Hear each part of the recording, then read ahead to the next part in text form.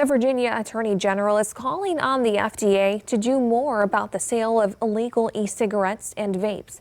Yesterday, Miyares sent a letter to the FDA citing concerns Virginians have when it comes to how those products are being sold to kids and the sale of products laced with fentanyl. News 2 reporter John Hood breaks down what the Attorney General is requesting and how shop owners are reacting. On Thursday, Attorney General Jason Miyares sent this letter to the FDA, urging it to act quickly on cracking down on the illegal sale of e-cigarettes and vape products in Virginia.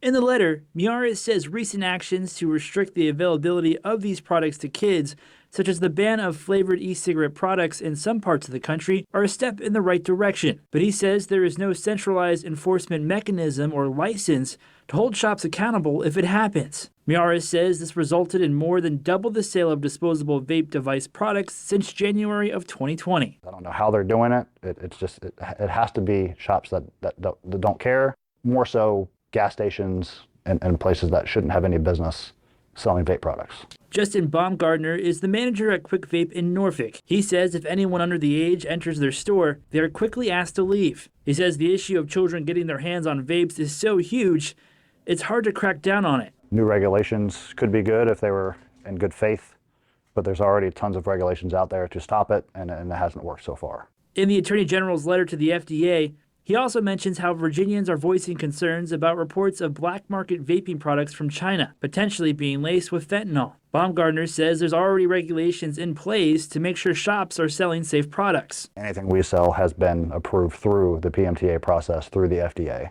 So everything's been regulated, everything's legal, everything's clean.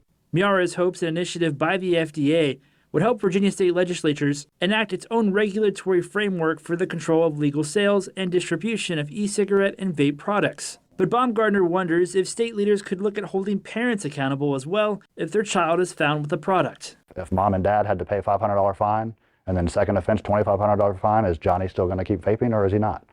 Now let's look at that before we start hurting people who need this to quit smoking. One of those regulatory systems Miyares was talking about in his letter includes creating a statewide license or permit for shops that are looking to sell vape products. In Norfolk, I'm John Hood, News 3.